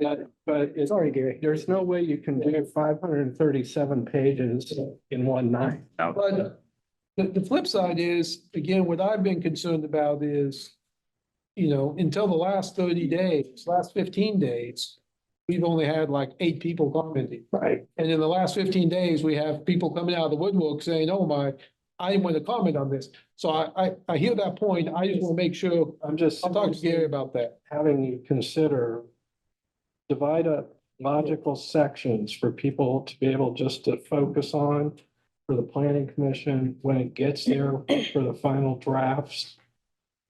How can we modify this position, get the public feedback, do it section by section, then come back with the whole thing like we did for Plan 24? I like that. We'll talk about that. Because you might want a night just on administrative procedure. Okay, so that's where we're at. We will be back as a committee on the 20th, June 20th. yes. In between, there'll be a lot more comments, so keep paying attention and we'll keep pushing forward. Yeah, so watch the website because we'll be posting comments. So you can see. Thanks so much, everybody. That was quite a conversation. That was good. Thank you.